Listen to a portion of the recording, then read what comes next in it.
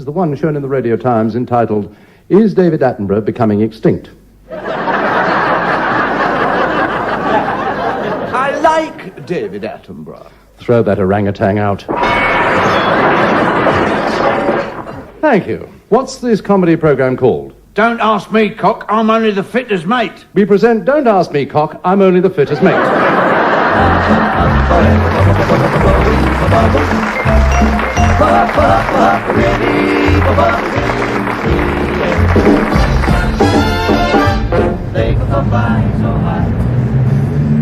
Excuse me, officer. I wonder, Oblige me.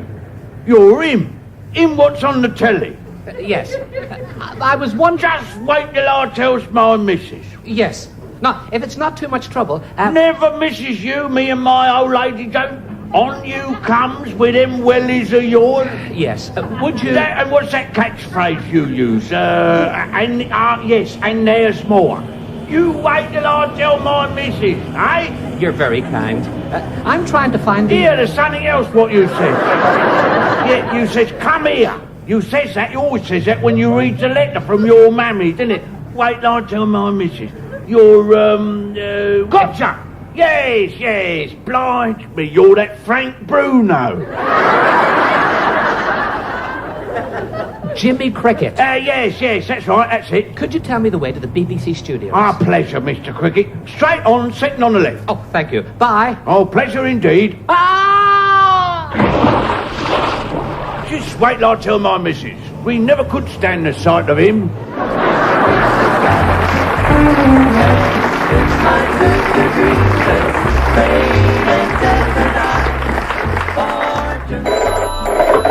Hello? British Telecom here. Yes? I'm afraid we won't be able to install your telephone until next week. Oh, thank you. Now, perhaps I can, Excuse me, I'm collecting for vagrants and down and outs who have fallen on hard times. A very worthy cause. I can only let you have a £5. Thank you. As I was saying... Ladies and gentlemen, we present... And they'll be back again at the same time next week. Thank you. I think it's my turn now. These two men... I'll name that tune in 4. Wrong program. Oh. Thank you. Anyway, these two men were both going It's to... Gardener's Corner. This week, out to grow your own radishes and spring onions. Pardon? Exactly. Look, what's going on here? It's my show and I haven't been allowed to tell a joke yet. I've a good mind to go home. Oh, I give in. I'd be better off in a home. I was in a home once, and they threw me out. Why did they throw you out of the home? They said I was upsetting all the other dogs. Just for this once, I'm going to do what I want. Ladies and gentlemen, hospital requests. If you have someone who's near and dear to you, who is in hospital, why not pick up the phone and give us a call so that we can pass your message on? The finest medicine in the world is a word of comfort and love from a certain someone who cares. Hello? Hospital requests. You'd like a message for someone in hospital? My husband, Archie. He's just had his appendix taken out. Well, just go straight ahead with your message to Archie. I'm sure he'll be delighted to hear your voice. Hello, Archie. Archie, it's me, Nellie. Could you ask the surgeon what took your appendix out if you could shove them back in again? Please. Shove them back in so that you have to stay in hospital for months and flaming months. I'm having the time of my life. Bingo twice a week. Been out with the milkman 4 times. Spent all the money what we had in the building society. Well, that's a terrible way to speak to your husband. He's not well. He'll feel even worse when I tell him this little tidbit. I haven't fed your rotten ferrets for 2 weeks. And they've all snuffed it. I'm cutting you off. I'm terribly sorry about that, Archie. I'm sure she didn't mean it. I did. I meant every word. I hope they never lets him out. That's enough. Unless you can make a sincere and caring phone call, then please don't bother. Hospital requests. You'd like to send a message to a loved one? No, if it's all the same to you, I'd like to send a message to a loved one. By all means. What's the name of your loved one? Don't you want to know the name of my loved one? I've just asked that. It's a rotten line. Well, the show's full of them. Which hospital is your wife in?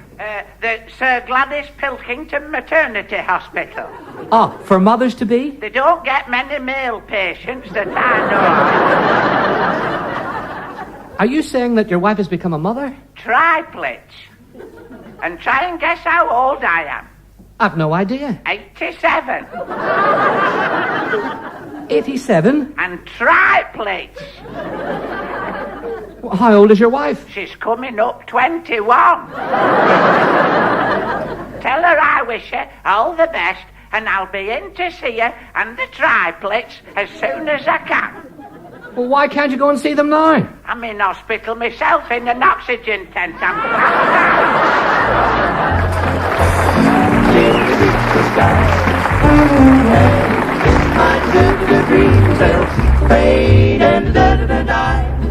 And there was tremendous excitement here just a few minutes ago when the plane carrying the president touched down.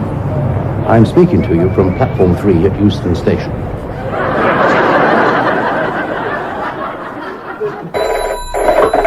I hope they keep them in for 100 years. Get off the line! We are now at London Airport, and the plane carrying the president and his official party have just come to a halt. The red carpet is being rolled out. Now it's being rolled back up again. Naughty doggy. The president appears in the doorway of the plane as the band prepares to play the national anthem. Charlie, have you got the band parts for his country's national anthem? Of what you, Adam? Oh, I must have left them on the sideboard at home. Never mind, we'll just have to ad-lib the national anthem. Right, lads. 1, 2, 3. I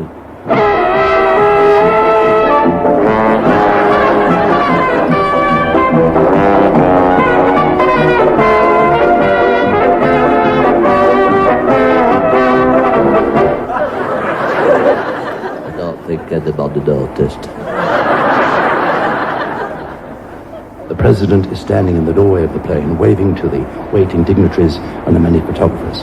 He has now stepped in the plane on his very first visit to our country.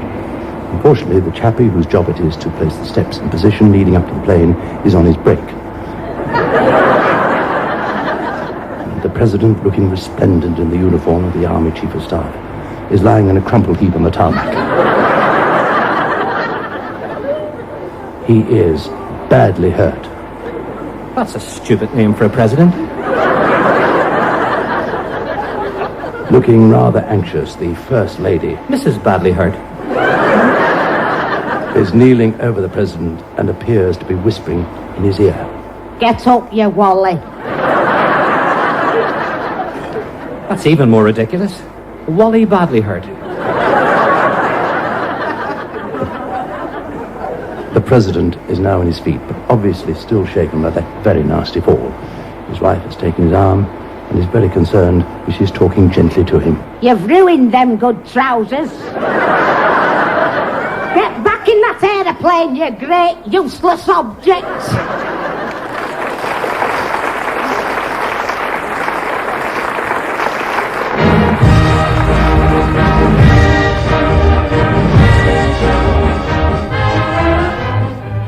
And at this year's Academy Awards ceremony, we have a brand new category. It's an award which those of us involved in the industry believe is long overdue. This year, and for the very first time, we have an Academy Award for the worst actor and the worst film of the year. And the nominations are, if I can get the envelope open.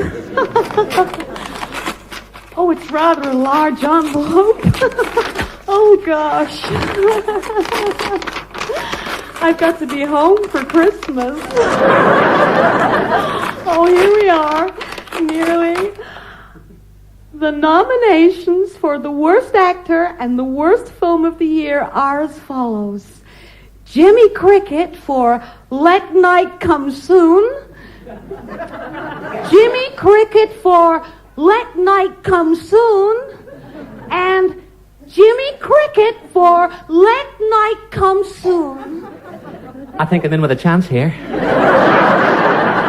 And the winner is Jimmy Cricket for Let Night Come Soon. Thank you. Thank you, ladies and gentlemen. Thank you. And to prove that we do indeed have a very worthy winner, here is an excerpt from Let Night Come Soon.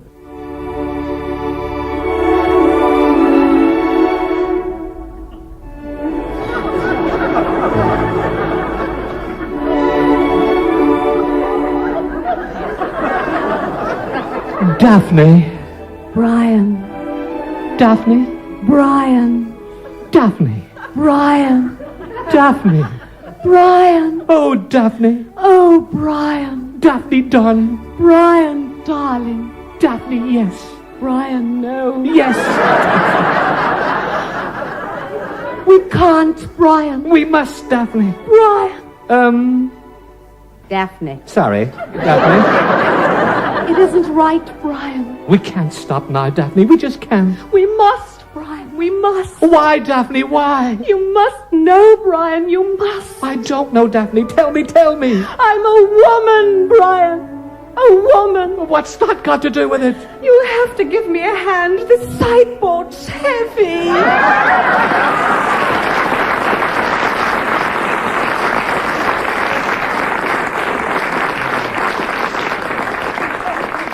You have been listening to Let Night Come Soon, written by Thomas the Tank Engine.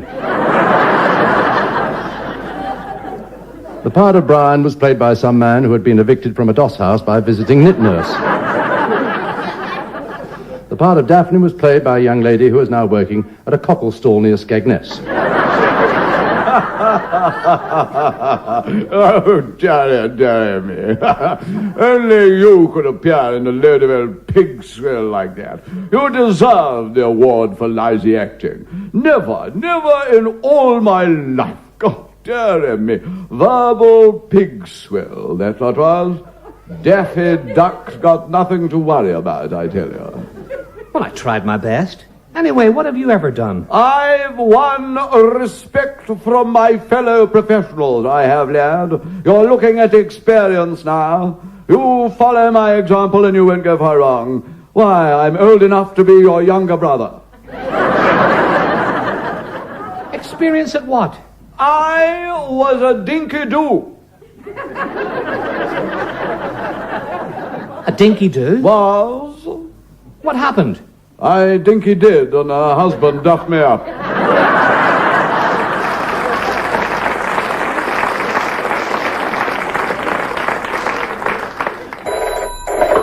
Hello? I don't care if he is in hospital for 50 years. I'm not taking him no pigging grapes. The hospital requests are finished. We're not doing that anymore. And there's more. At long last, we have the answer to the question astronomers have been asking for years. Is there life on Patrick Moore? Just 2 months ago, some very important instruments were landed on Patrick Moore. 4 trombones, 2 trumpets, and a set of drums. In the early hours of the morning, Jodrell Bank picked up the following message from Patrick Moore.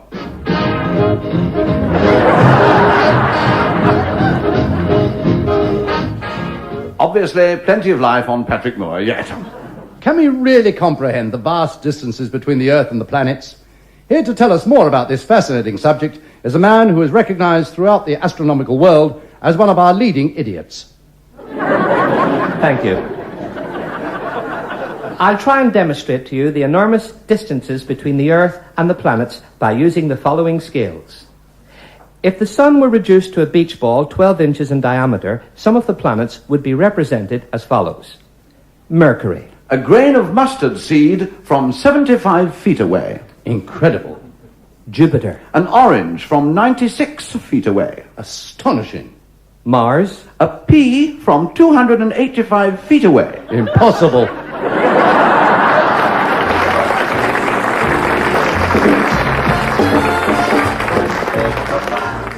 What a quaint little restaurant. It is nice, yes. Have you eaten here before? No, I thought we might try somewhere different for a change. Here's the waiter. Good evening, sir. Good evening, Siress. I rang earlier and booked a table for 2. Herbert! Hello. A table for 2. Right.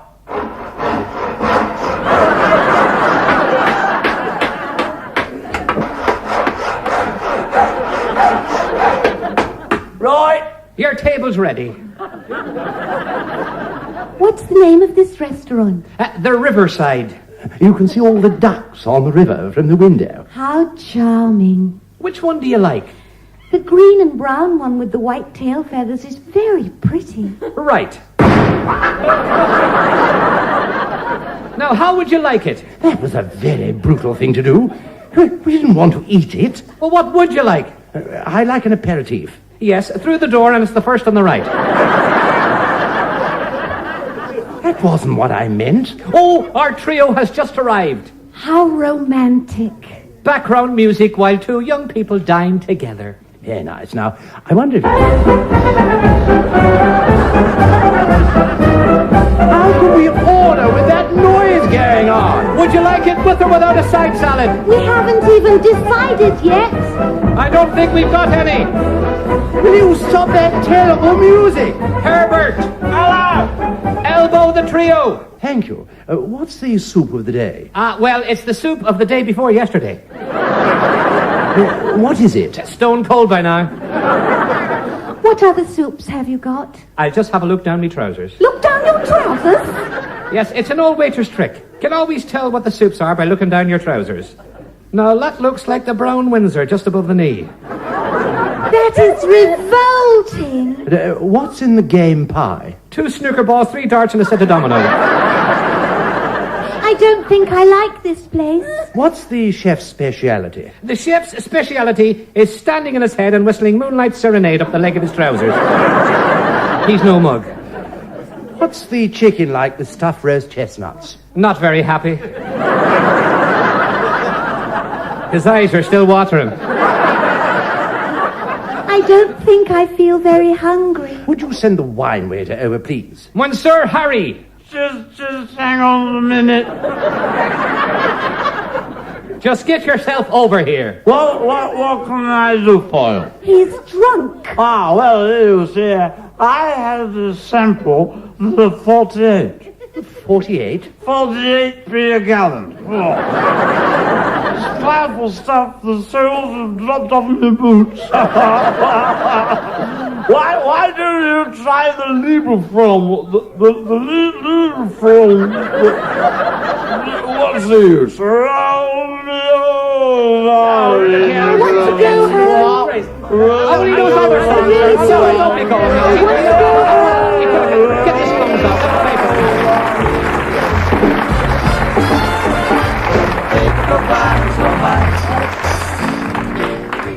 Emergency. Which service do you require? What have you got? Fire, police, ambulance? How much are they? Stupid man. I'll have a stupid man. There's one coming through the door. Thank you. Hello, I'm a stupid man. Hello, stupid man. What you gonna do? Introduce the next bit. Go ahead, stupid man. Thank you. Ladies and gentlemen, we present the Lonely Lighthouse Keeper. I'm lonely. You have been listening to the Lonely Lighthouse Keeper. Episode 2 can be heard at the same time next week. Was that it? Yes? The Lonely Lighthouse Keeper? Yes. I'm lonely. Oh, you've heard it before. No. Episode 2 is even more exciting. Yes. I look forward to that. Would you like to be in it? In episode 2, the Lonely Lighthouse Keeper sees a small boat. I'm in a small boat. Yes. Are you sure you haven't heard it before? No. The Lonely Lighthouse Keeper sees the small boat and shouts, "Ahoy!" And I shout ahoy back. No, you shout ahoy in episode 3. It sounds a very demanding part. Acting is a very demanding profession. Have you been to RADA? I've never been abroad in my life. Ahoy. Yes. I'll have to learn it. It'll be written down on a piece of paper for you. Ahoy. You could have it written down on a big card. Big card. Better still, we could put it on an auto cue in front of the microphone. That way the listener at home won't see it. Ahoy. Yes. This could be the break I've been waiting for all these years. I'll have to get it word perfect. Ahoy. Ahoy. Ahoy. Ahoy. Ahoy. Ahoy. Ahoy. It's a joy to work with a dedicated man like that because... What was that word again? Ahoy. Ahoy. Got it. But have it written down on a big card for me, just in case. Oh, that's no problem. Thank you. Ahoy. I think I better read the letter from my mammy while I've got the chance. Dear Jimmy. Ahoy. Dear Jimmy, I got quite a surprise when the postman handed me your last letter, as I was in the bath at the time. There was a slight accident here the other day when the Meals on Wheels van went into the back of the mobile library. I'm glad to say nobody was hurt. I took out a lovely book, Jane Eyre. I enjoyed it very much, especially the free sausage on page 36. Your father got The Adventures of Sherlock Holmes and a Rissole.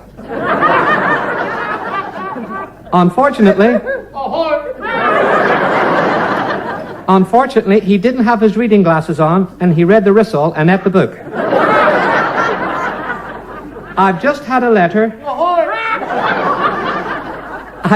letter from your sister Maureen in Australia, and her new baby has arrived. A girl. Maureen said that it's the image of her father. It's got lovely blue eyes and a ginger beard. I'm very flattered because they're going to name the baby after me, and there's not many girls called Granny. Young Mary opposite got married last week, and it was the foggiest day we've ever had. She's broken-hearted. When the fog cleared and the ceremony was over, she found herself walking out of Tesco's with her arm round a side of bacon. That's all for now. Love, Mammy. P.S.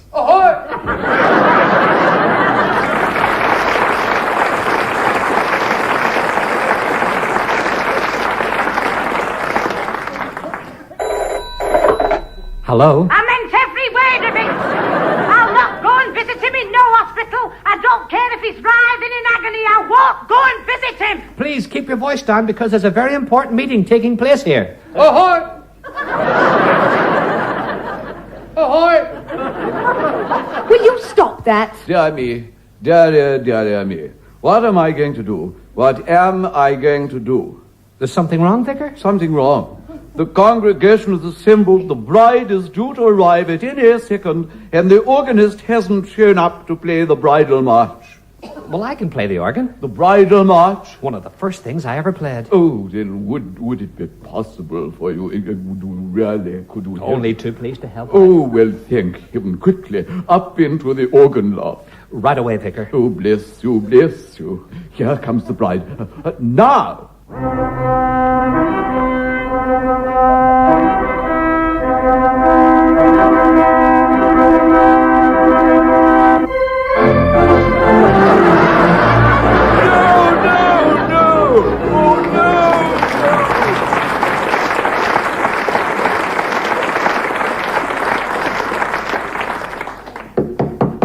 Come in.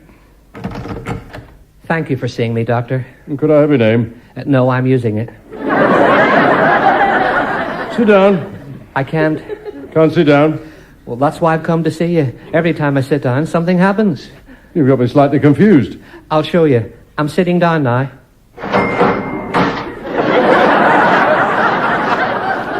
Good Lord. Stand up. Yes? Sit down. Right. Stand up again. Sit down. Doctor, I'm very worried. No need to be. What is it? You're going through the change.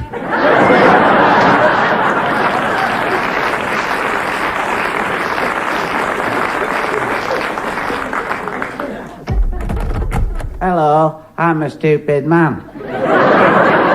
Hello, stupid man. Will you be doing any more stupid things? We're going to do a stupid thing now, stupid man. Oh, good. I like anything stupid.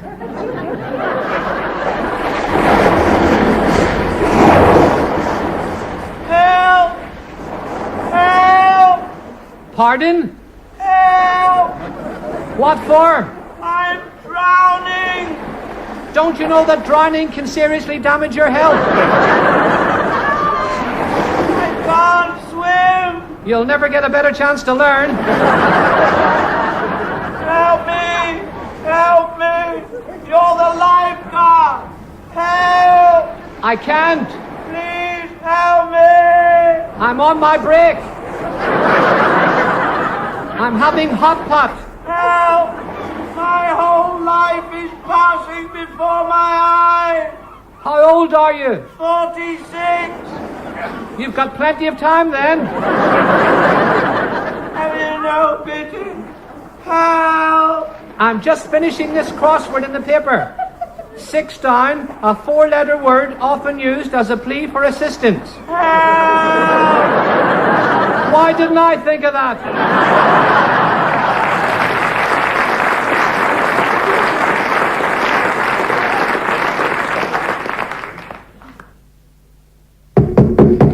Enter. I was wondering if this was the right place. This is the Ministry of Defence. I'm the Defence Secretary. This is the right place. I have no idea what you're here about, but I would be grateful if you'd keep it as short as possible, as I am a very busy man. Yes. Occupation? I'm the captain of a nuclear submarine. Captain of a nuclear submarine? That is a very responsible position. A very responsible position indeed. Was the captain of a nuclear submarine. Was the captain of a nuclear submarine? I don't follow. I pressed the wrong button. Press the wrong button?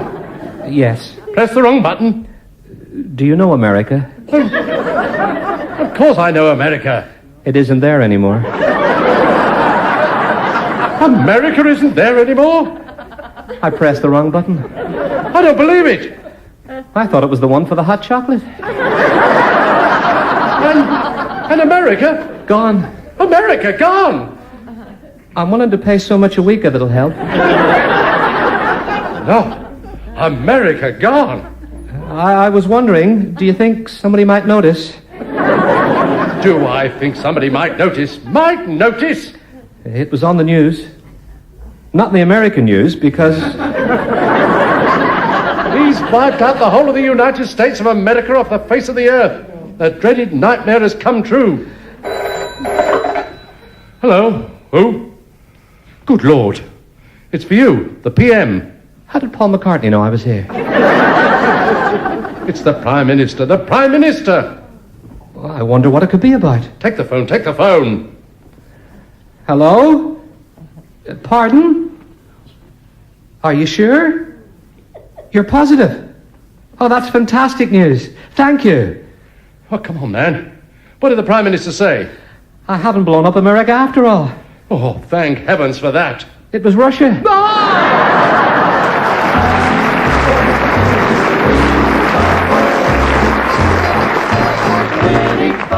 You have been listening to Jimmy's Cricket Team, starring Jimmy Cricket, with Bill Pertwee, Peter Goodright and Noreen Kershaw. The script was written by Eddie Braben, and the show produced in Manchester by Mike Craig. Despite what's happened here, we just couldn't stop the audience from rising as one and shouting... Stupid audience and all. Ahoy!